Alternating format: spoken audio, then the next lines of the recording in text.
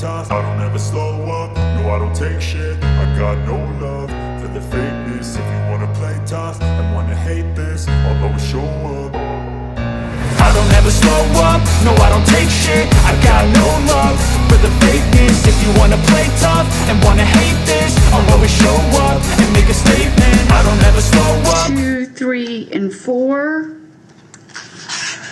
I am going to reserve ruling on all 3 of those directed verdict motions on those counts. Mr. Bryant, I need to ask you some questions. Let me just swear you in. Do you swear or affirm that testimony you're about to give in this case is the truth, the whole truth, and nothing but the truth? I do. Okay. Are you Miles Bryant? Yes, ma'am. All right. Do you understand that you have a right to testify, and that if you want to testify, then no one can prevent you from doing so? Yes, ma'am. Do you understand that no one can make or compel you to testify? Yes, ma'am. Do you understand that you have the right to not testify if you do not want to? Yes, ma'am.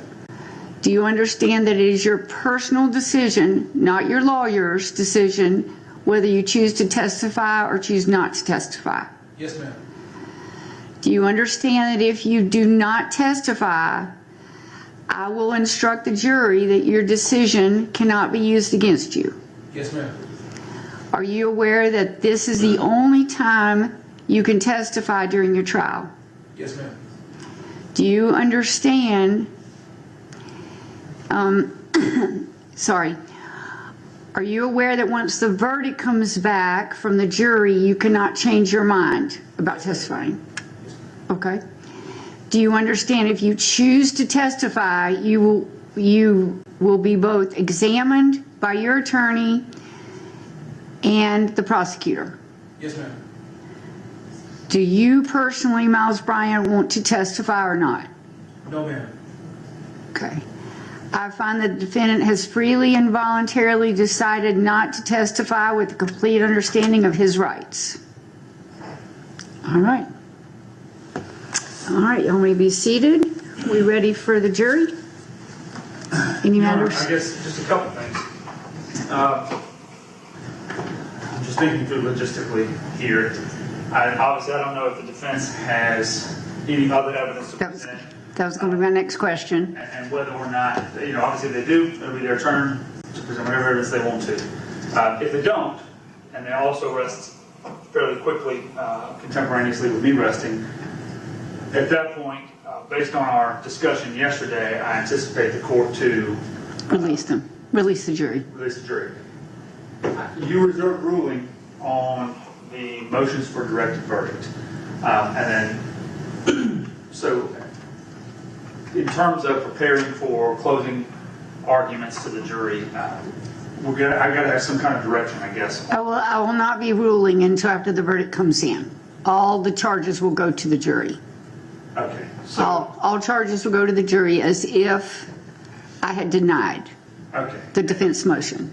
So I understand exactly what the court's saying. I think procedurally and appropriately, the way to accomplish what the court is announcing is for the court to deny the motion for directed verdict at this time for the record, and then Ms. Drake can make a motion at the conclusion of the trial if any verdict is rendered, or if that's a guilty verdict, for essentially a judgment notwithstanding the verdict at that point, which is a renewed motion for a directed verdict, and the court can reconsider exactly what she's arguing at that time. That's not my understanding of the law. I'm reserving ruling. Okay. And I think you've announced what your intention is perfectly. I just wanted to... I don't think procedurally I need to deny it. Okay. So in terms of, when we get to closing arguments, I should and will be able to argue on all of the charges as lined out in the indictment. Yes, all the charges will go to the jury. Other than that, then, Judge, I do not believe that I have anything else. I'm ready for the jury. Okay. We're ready as well, Your Honor. Okay. And just for the court's planning purposes, I do plan to rest when the state calls. Okay. All right. You'll bring the jury in.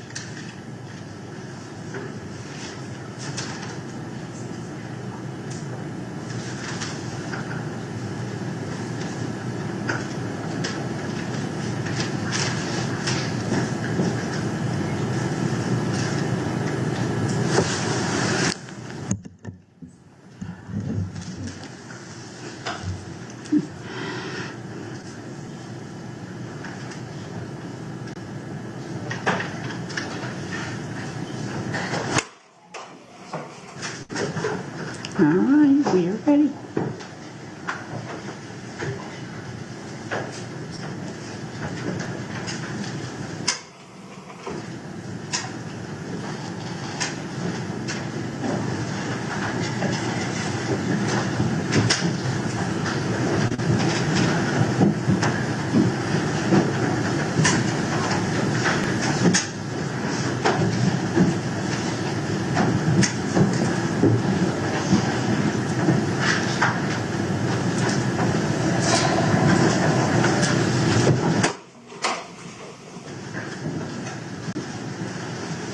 Good afternoon, ladies and gentlemen.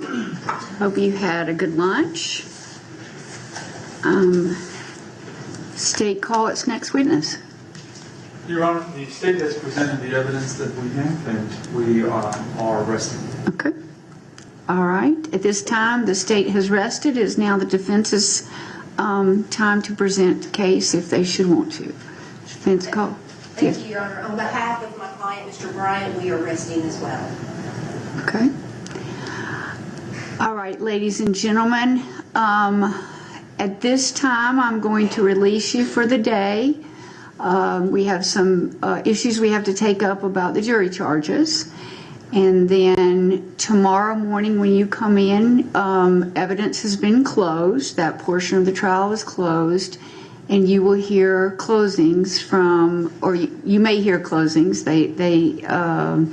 The state and the defense will have opportunities to give what are called summations, which we talked about in the beginning, prior to commencing this trial.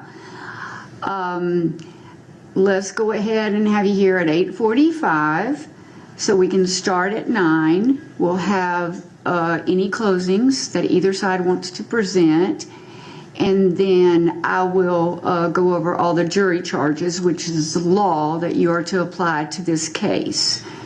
I anticipate immediately after lunch that you will be beginning deliberations. It may be a little bit before lunch, but it's my guess is it'll probably be after lunch tomorrow. I want to remind you cannot look up this case. You cannot look up the defendant. You cannot look up any of the attorneys. You can't look up anything on the news about this case, on the internet. You can't post anything to social media. You can't talk to anyone about this case or talk to each other until we complete the trial, which will be tomorrow, and you receive it for deliberations. All right. See you tomorrow. Have a good afternoon off.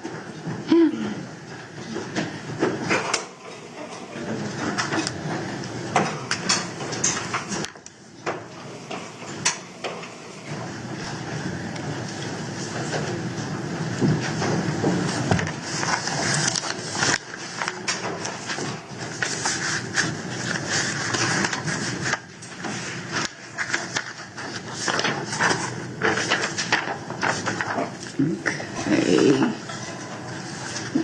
We are off the record until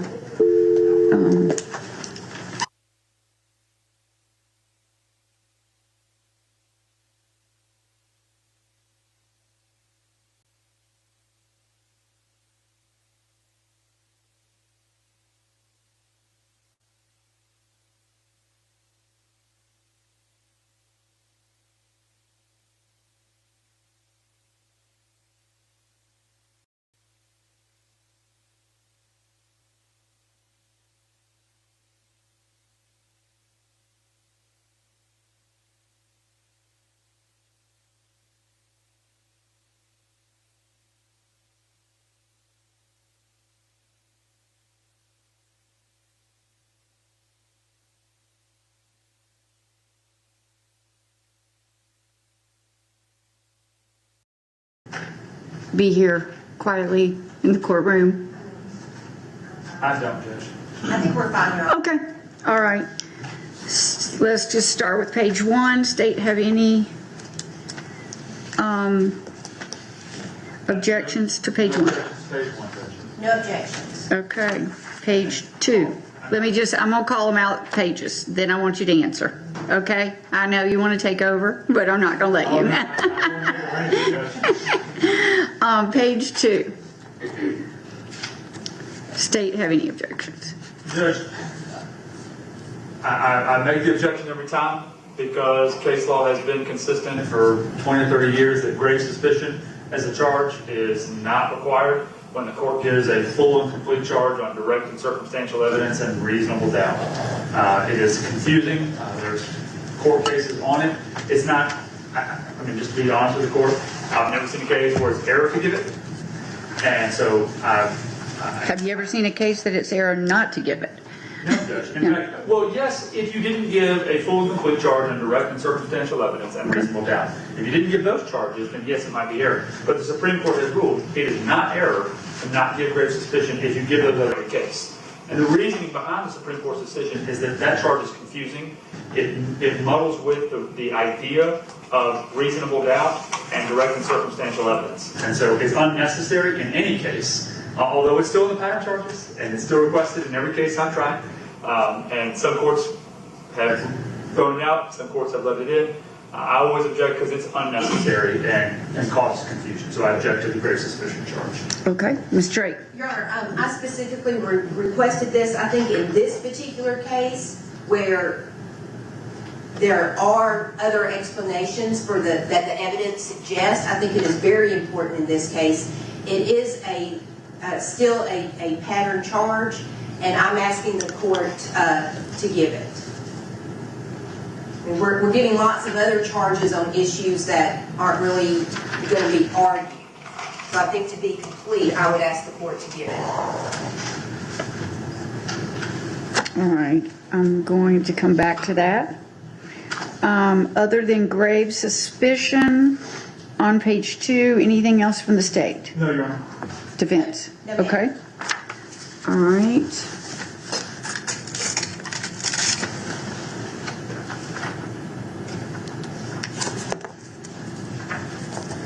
All right, page 3.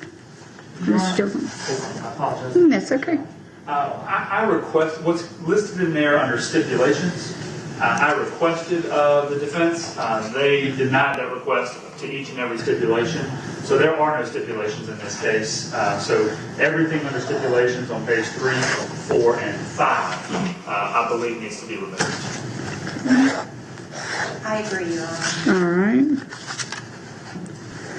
I had no other objections to that page 3. Okay, so beginning at stipulations about 1/4 of the way down on page 3, we're going to strike stipulations.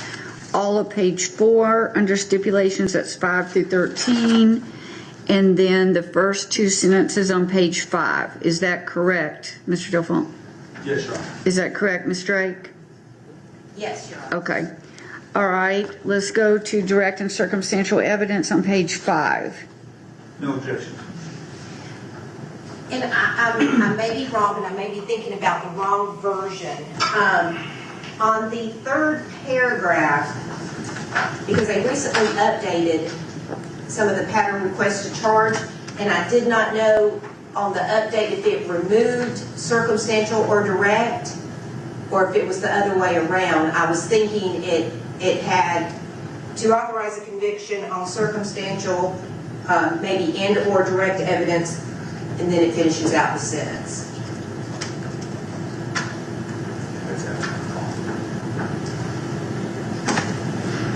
Okay, so And the only reason why I bring this up is Right. because when I pulled up the jury charges under Lexis, that's actually sometimes not the most recent version. And someone from the DA's office was gracious enough in another case to send me the most updated version. And I can double check. well, we can double check right now. I don't have my password. It won't pop up in here for sidebar, so I can either double check during a break or I can run out and get it now. I can't get into my pattern. Well, you need to get onto them, so Yeah. hold on just a second. We're having technical difficulties. Imagine that. I have the pattern charges as well. I can tell you Okay. exactly what it says. All right, well, let's just, I'm gonna just wait and let her we're having technical difficulties getting into the pattern charges, so just a moment. I'm sure that yours are the most updated, but I want to have her double check them.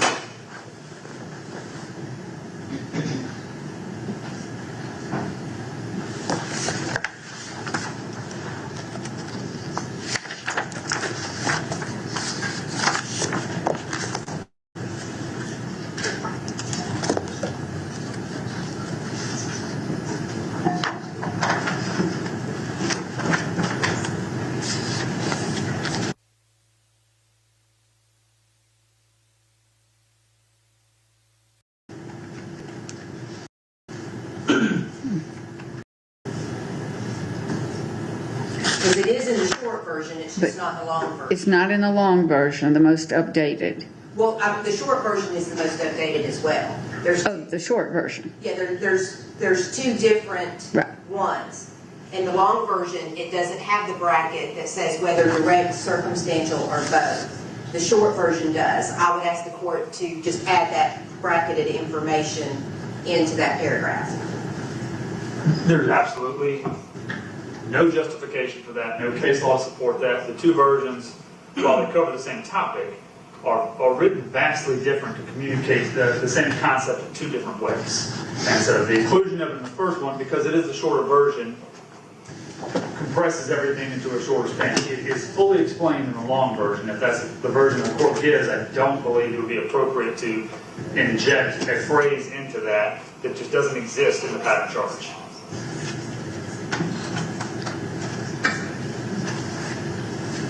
Your Honor, I would ask the court to look at Mims versus the state at 264 Georgia 271, specifically at page 274. If the shorter version is making it more concise, then it would stand to reason that if something's missing out of the long version that's in the short version, it should be included in there as well. It covers all types of evidence, completely circumstantial, completely direct, or a combination thereof. Okay, I want to make sure, does the state want the long version? Yes, Your Honor. Okay. Does the defense want the long version? Let's start there. I like the short version. I think Okay. it's a lot shorter, and I think it's more direct and on point. And I'm not, Okay. I'm not, Yeah, and I'm required to give the long version if either side requested, the defense or the state.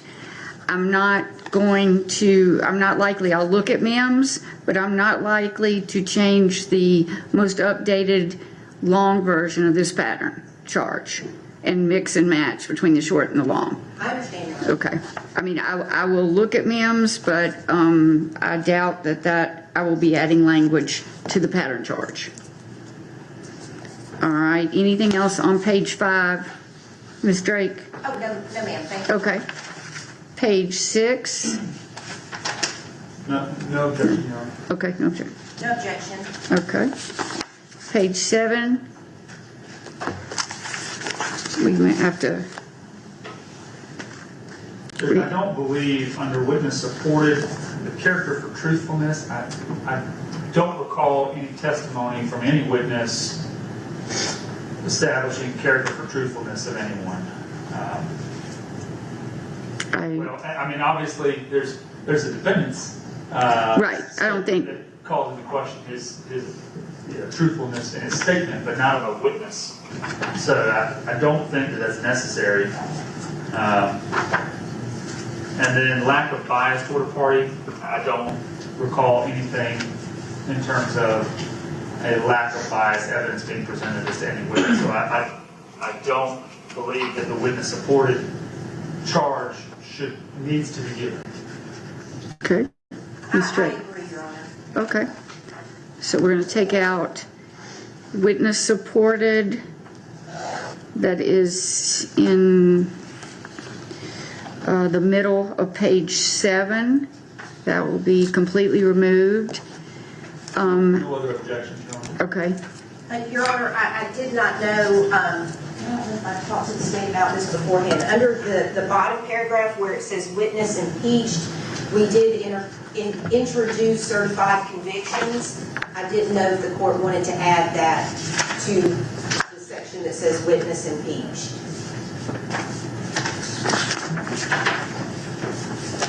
What are you asking to add in, Chris? She would, you're going to add this. Just do the pattern on the impeachment about prior convictions. What charges?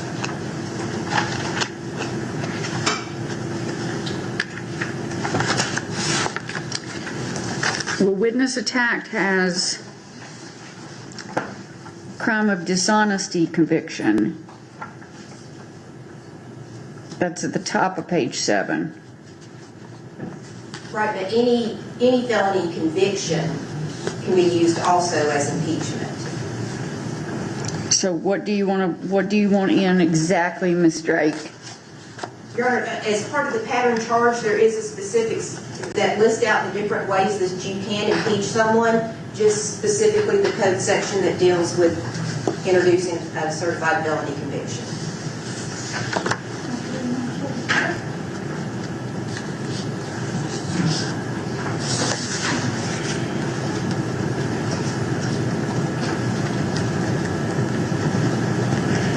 I'm listening. Oh, I didn't want to interrupt. No.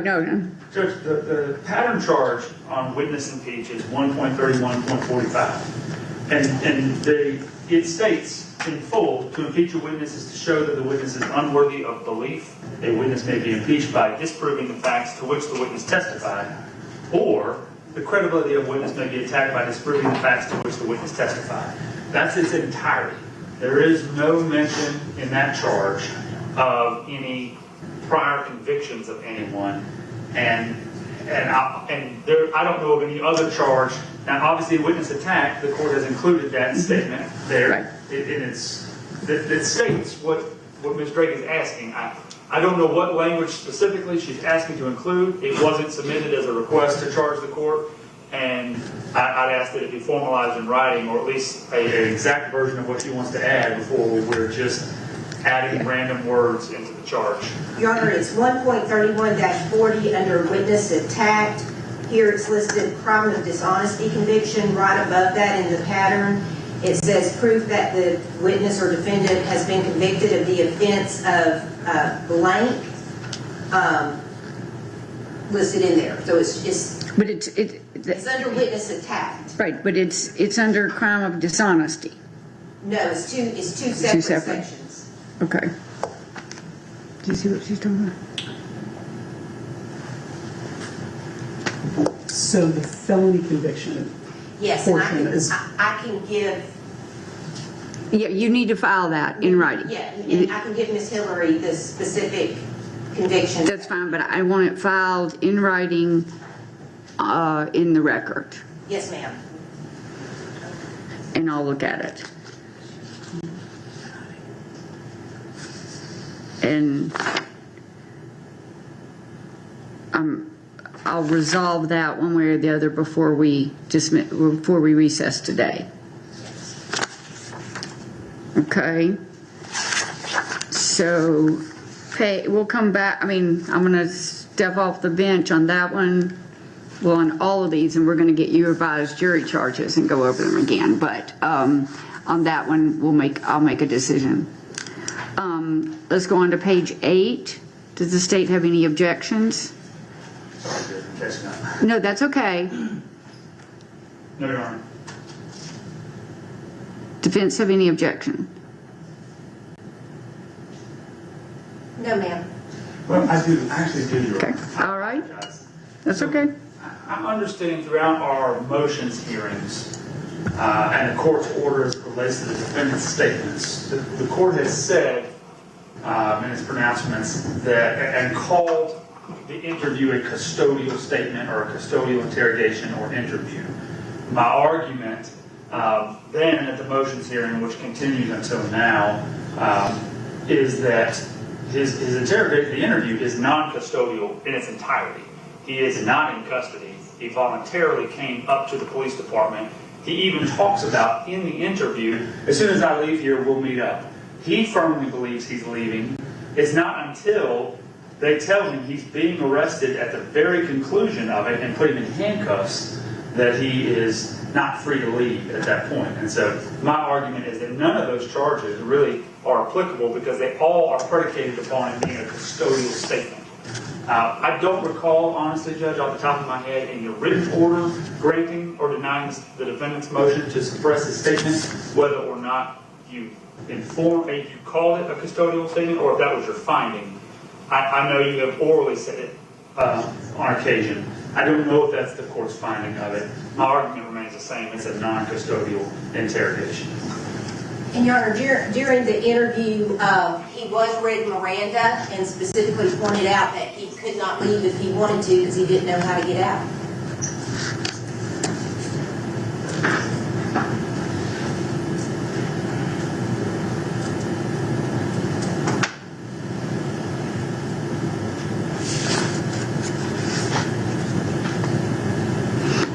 As I understand the state's position, you want me to take out the charge on statement of defendant and voluntariness defined and circumstances. So, Well, you want the whole, you want everything out? no, Your Honor, I'm going to revise my request slightly. Okay. Despite whether or not it's a custodial interrogation, a custodial interview implicates only Miranda. But there are, and that's all that a custodial interview implicates. There are still, even when Miranda is not an issue, whether it's been read or not read, there are constitutional considerations in any statement, which are that has to be voluntary, regardless of whether it's custodial or not. And so I think to accomplish what I believe is accurate under the law, on the charge of statement of defendant, then what I would ask the court is that you would get rid of everything from the fourth and fifth line of that charge, which states, and if the statement was given in custody, whether the defendant was properly advised of his or her constitutional rights.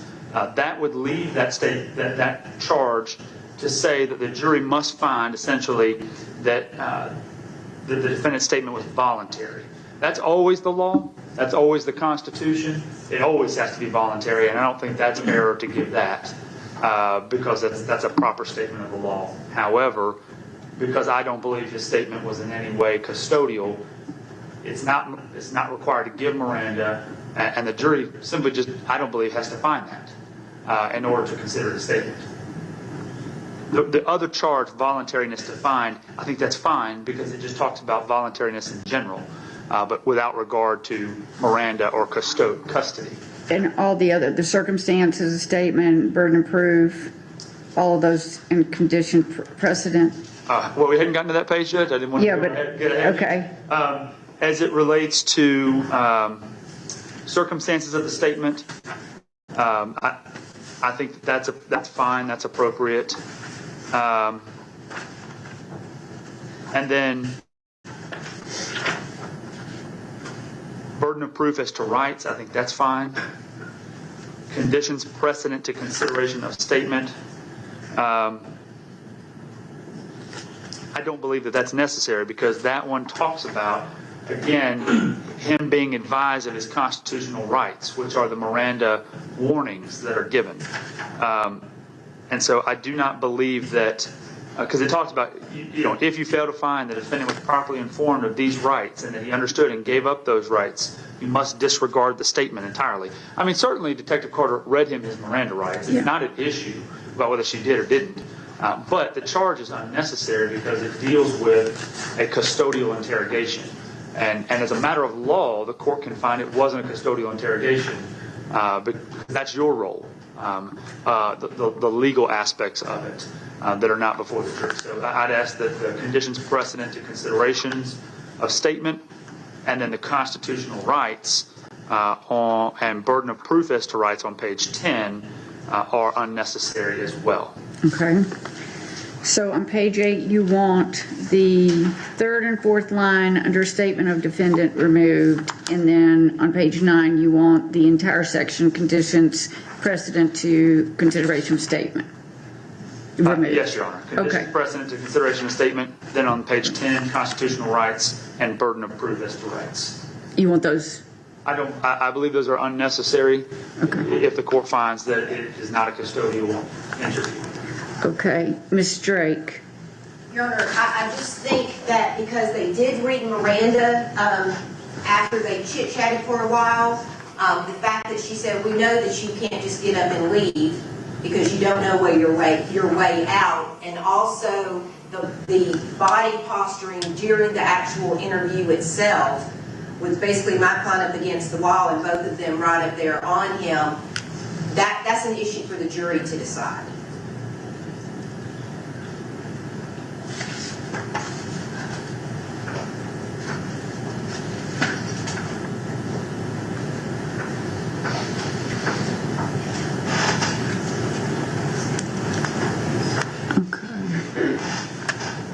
I'm going to print my order.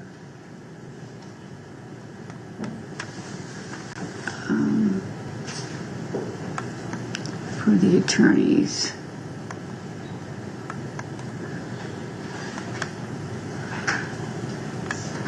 From May 28th, I did not find in my written order that the interview was a custodial.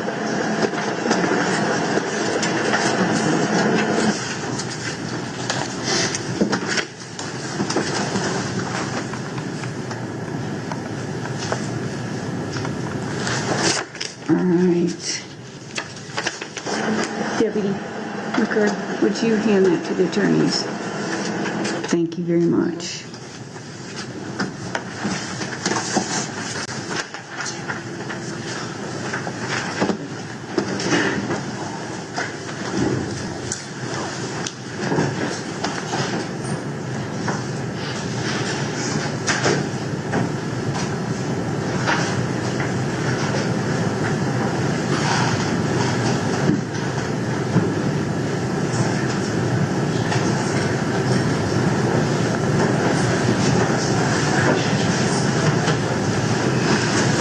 Seeing that, any further argument?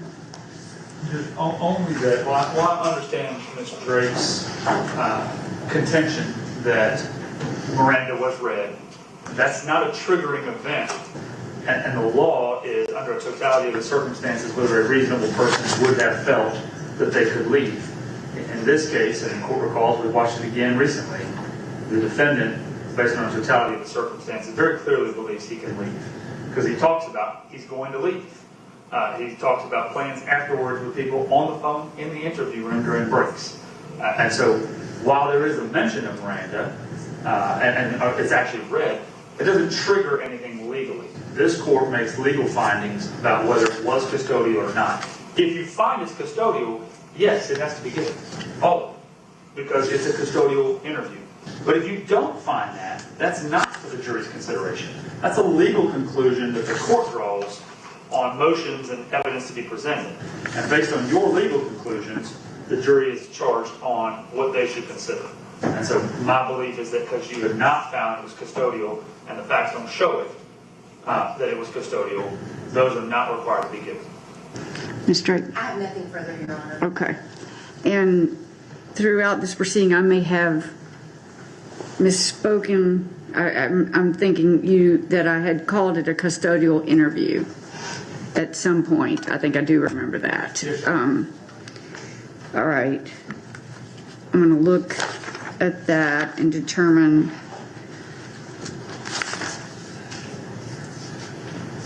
whether conditions precedent, constitutional rights, and burden of proof as to rights. So the bottom of page 9, the entirety of page 10, and then the last two statements under statement of defendant. And so I'll make a decision on those. All right, let's move on to page 11. I think if we objected now, we're a little too late on that one. Because you read it twice. Three No times. objections, Your Honor. I read it 3 times. 3 times. I think I could have read it 4, but I read it 3. I was requested to read it 3 times. No objection. I have no objection. Okay. Page 11. All right, what about page 12?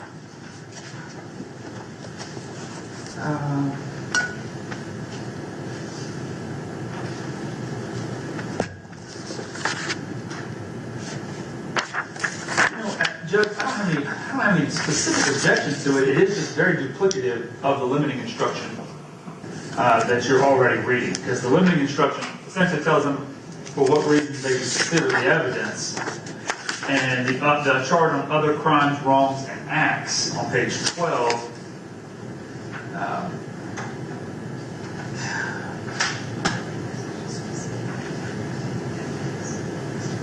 Yeah, so the limiting instruction, I said I don't have an objection to it, and I obviously didn't have an objection to its reading. I think that's proper.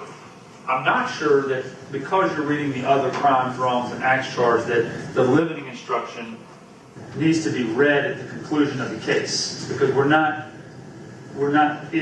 presenting any evidence at that time. It was read before each presentation of that applicable evidence, and so I think probably the easiest, most proper way is to remove the limiting instruction and to read the other acts instruction. Okay. So we're going back to page 11, and the state wants me to remove all the limiting instructions that I have read 3 times. I think that's what's proper, Judge, in terms of, because otherwise you're going to read 2 charges back to back with just slightly different language, and it's confusing. I'll Ms. Drake. leave that up to the court. I mean, do you have any objection to me taking out the limiting instructions that I read during the trial? No, because they are practically the teacher's words. Okay. So I'm going to take out page 11 and the top of page 12, which gets us to other crimes, wrongs, and acts. Any further objection to on page 12, Mr. Dauphin? Okay, Mr. Drake. Okay. And page 13.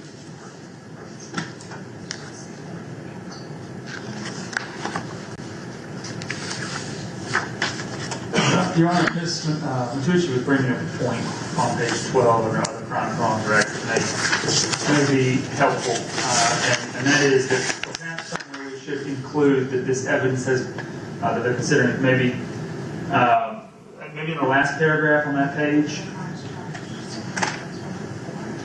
So it says here in the crimes chart, in the first sentence, the evidence may be considered only to the extent that it may show the element or issues that the state is required to prove in the crimes charged in the case now on trial. Instead of just simply that, we might want to include counts 1 through 4 in the case now on trial, because we did not tender any of that evidence to substantiate count 5, and the court did not order that any of the evidence was admissible as to count 5. So maybe just counts 1 through 4 if we insert that there. In the other crimes, wrongs, and acts? Yes, Your Honor. Just so that way there's no issue or error in the jury considering the evidence against count 5. Ms. Drake? So I understand, so the first sentence of that last paragraph, so it would basically read, the evidence may be considered only to the extent that blah, blah, blah, to prove the crimes charged in counts 1 through 4 now on trial. In the case now on trial. Yeah. Okay. And you consent to that, Ms. Drake? Yes, ma'am. Okay. That's in the limiting instructions that we just took out. So, all right. Okay, moving to page 13.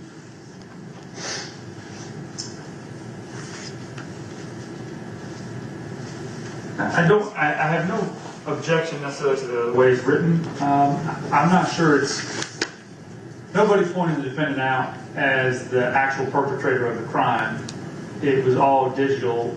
There are some witnesses who testified about encounters with him that night, like Ms. Parks and Ms. Smyer, but I don't know if anybody actually identified him in trial in terms of, I saw him do it. So I don't know that it's necessary, but But if there's a request for it by the defense, I don't have an objection to it. I just don't know that it's necessary. But we really didn't have any particular issue with identification. It's always something the state has to prove. So, in that regard, I don't have an issue with it being offered. I just don't know that it's necessary. Witnesses did point him out in the courtroom, but just generally as to who he was as a person, he's Miles Bryant. I think because they do have to prove ID, I think it would be appropriate to give it. Yeah, I think it's appropriate to give it. I'm going to leave it That's in. fine. Page 14. No objection, Your Honor. No objection. Page 15. So Judge, in 15, just the crimes that are listed there are the incorrect crimes. Or not, they're not complete. So aggravated assault, home invasion are not charged in this case, so it just needs to be updated with the charges. That's a problem. Where are we? Page 15? Bottom, under knowledge. At the very bottom. Got it. And it's my fault that's in there. Because It's that okay. comes from a trial I did week before last, where Mr. Murray thought this was jury charge. To be specific, Judge, we need to add Malice murder. kidnapping, criminal attempt to commit rape, Right. and false just report of work. crime. Yeah.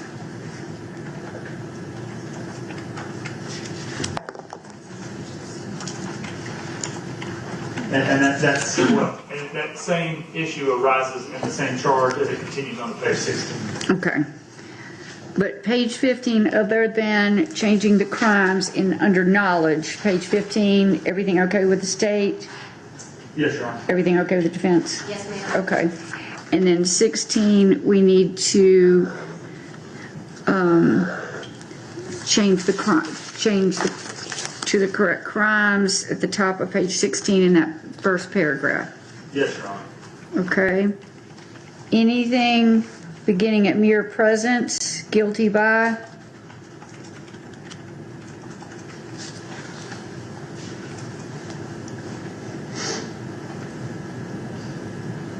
No objection, Your Honor. No objection, Your Honor. Okay. Page 17. Judge, if you just give me 1 second, I apologize. No, you're fine.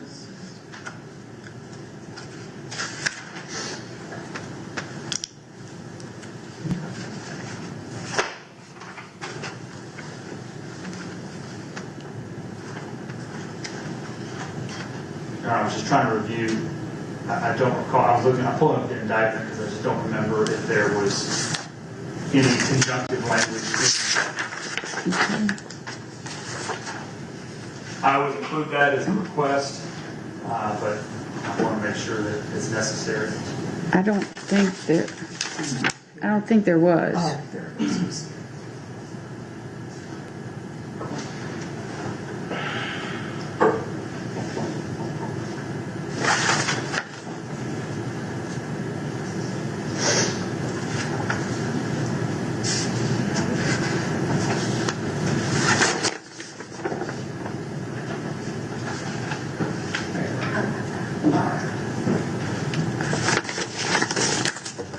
I can't find any, but you check.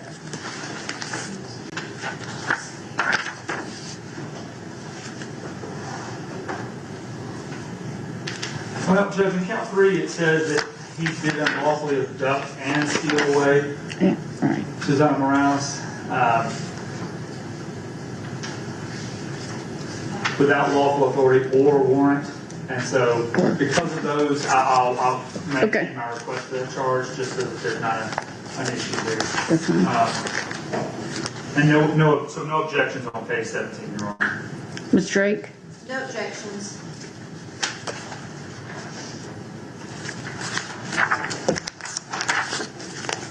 Page 18. Your Honor, we're objecting to the inclusion of any lesser included offenses, including involuntary manslaughter. Just quite frankly, the defense didn't present any evidence that anything was done predicated upon any misdemeanor or any lawful act which resulted in the death of Susanna Morales. Their request is essentially based on their belief that they can argue through the evidence that's presented. They could argue possibilities of things that could have happened or might have happened, or maybe this happened or maybe that happened, all of which assume facts, not in evidence. The defendant could have taken the stand. He could have said it was an accident. He could have said it was reckless conduct on his part.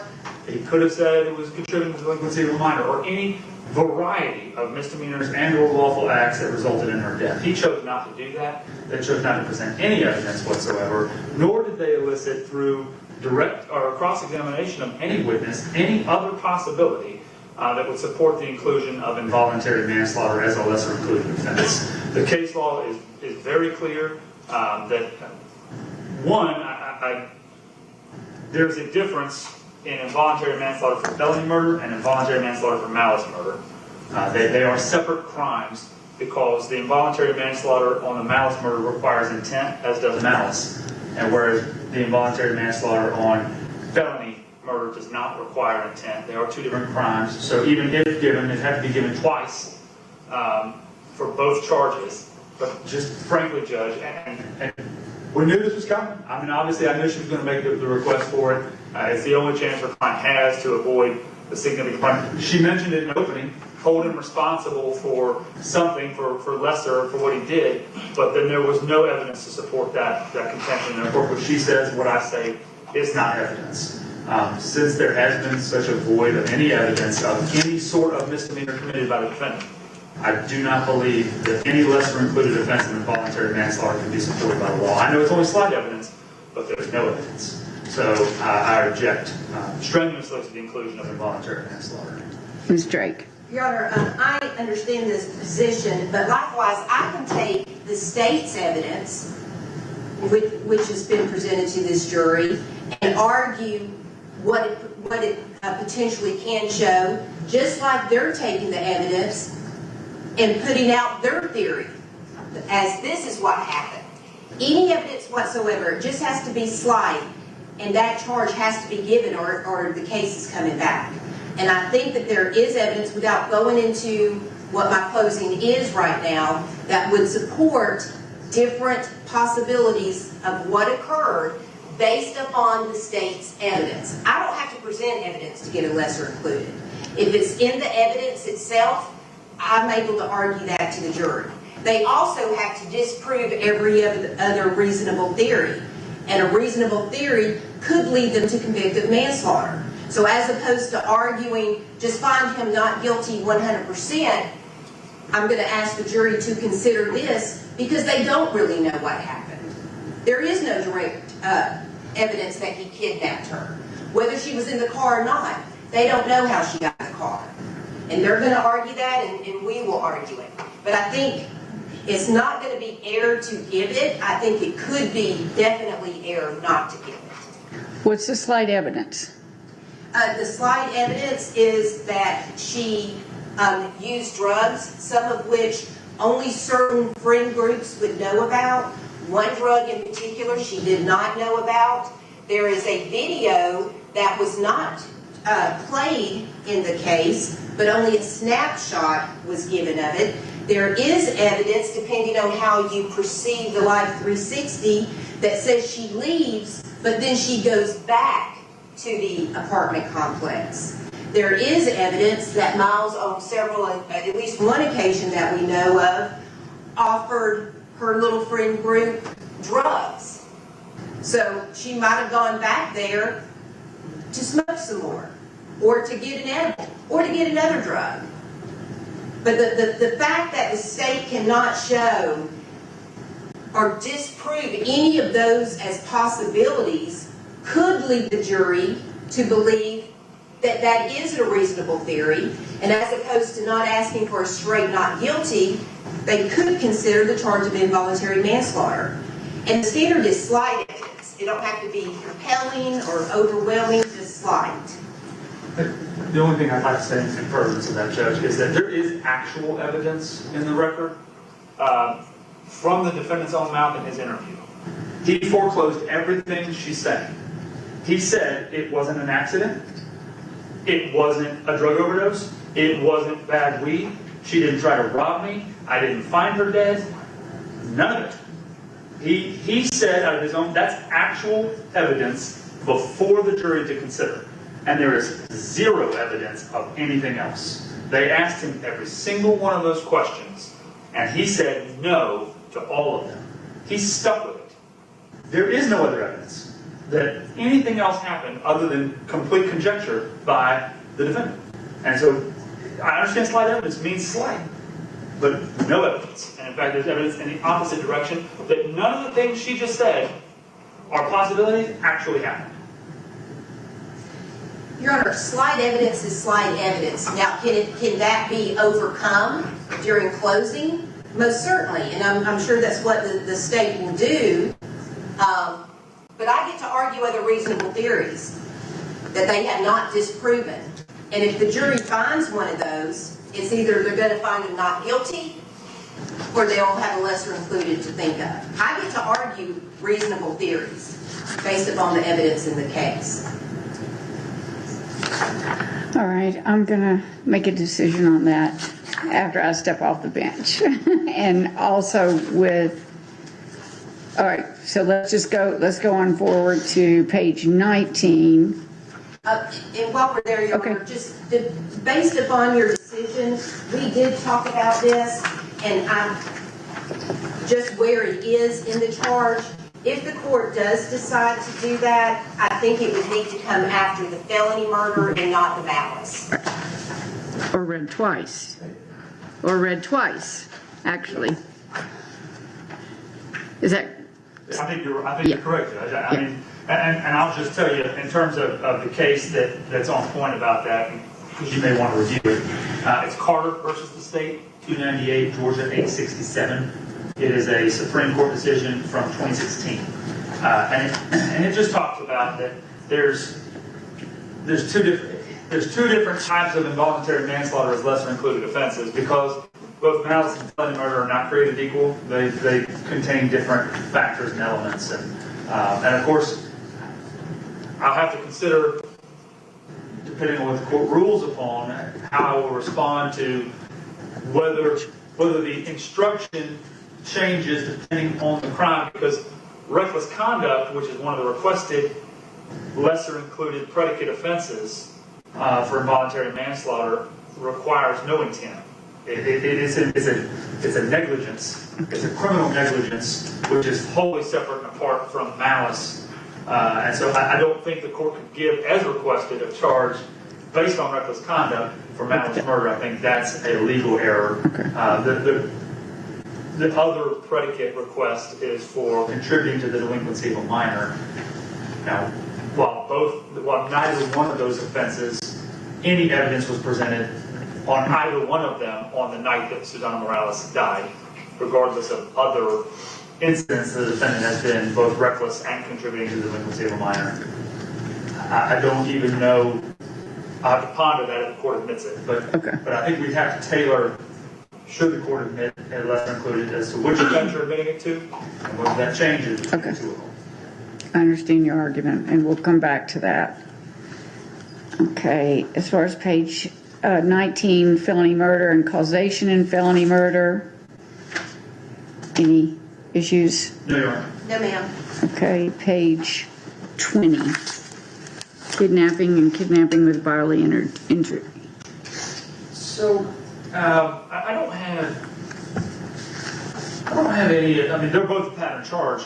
I just don't think that, I think they can be combined. I don't think both of them need to be read. Kidnapping with bodily injury is how we accused it, or not accused it, indicted it. And actually, there is case law about charging elements or crimes that don't contain certain elements.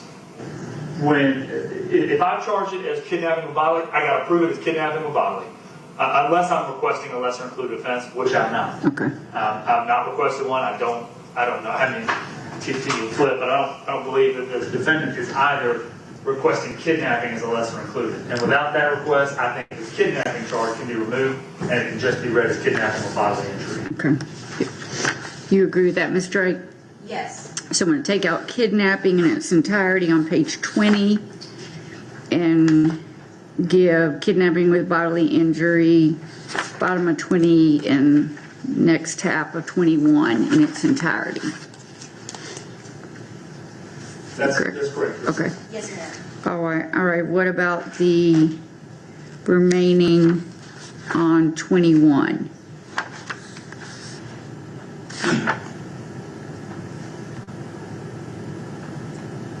No objection, Your Honor. No objection. Okay. And 22. Page 22. No, Your Honor, no objection. No objection.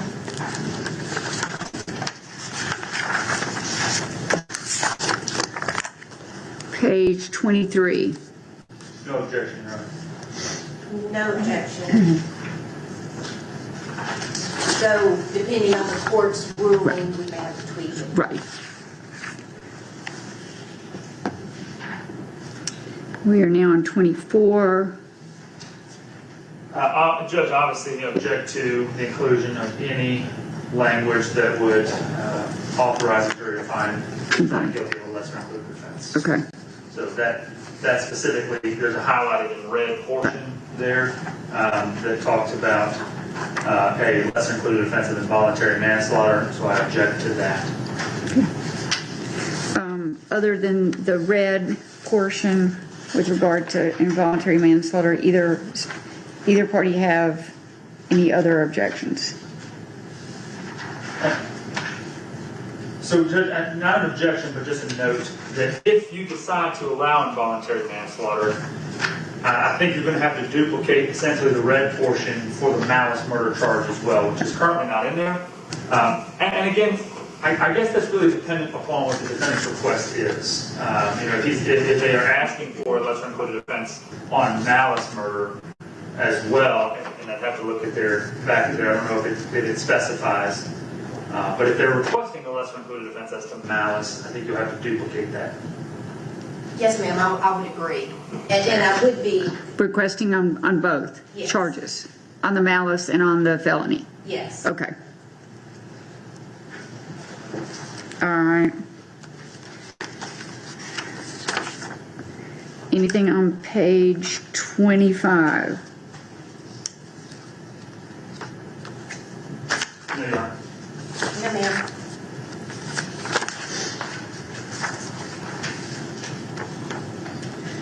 Anything on page 26? No, Your Honor.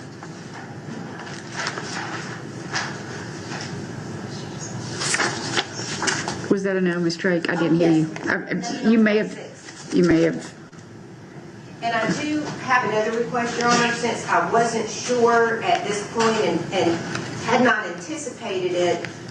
First off, my office has filed the charge. Thank you. And I'm also asking her to file defendant not testifying, if that can be added.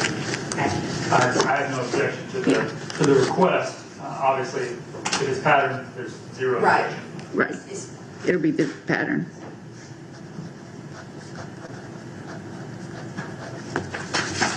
And I want to make sure before I leave.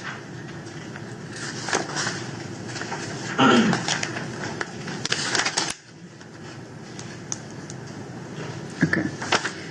All right. Anything else before I step off the bench for a few minutes Your Honor, on the charges? not on the charge. We were provided a verdict form. Yeah, well, let me just, Wanna wait on that? let's wait on that because I got to make some decisions before we look at that. All right, so we'll stand in recess. Give me till 2:45, okay? And Your Honor, if it becomes necessary, I know you've got some significant things to consider, particularly as it relates to the involuntary manslaughter charge. I'm also happy to submit to you and to Ms. Drake any supplemental case law or briefing that you want on the issue today, if you need that. Okay, well, if I do, I'll ask you when I come back on the bench. Yes, Your Honor. Thank you. And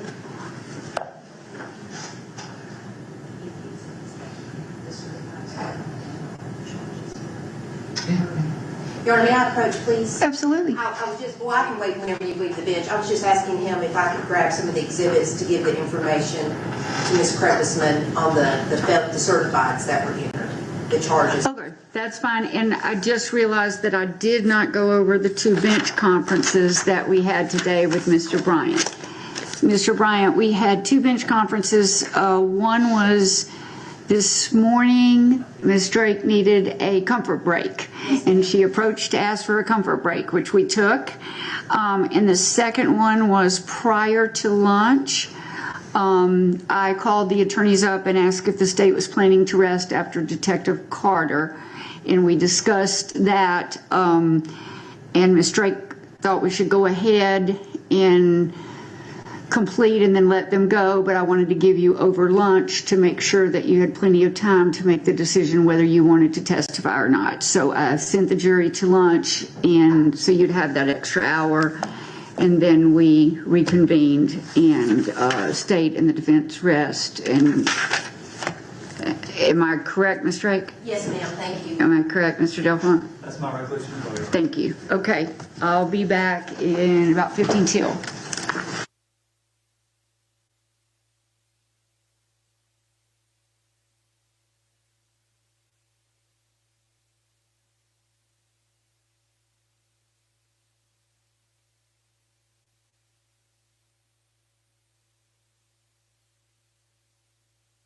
I'll never slow up, no I don't take shit. I got no love for the fakeness. If you wanna play tough and wanna hate this, I'll always show up. I don't ever slow up, no I don't take shit. I got no love for the fakeness. If you wanna play tough and wanna hate this, I'll always show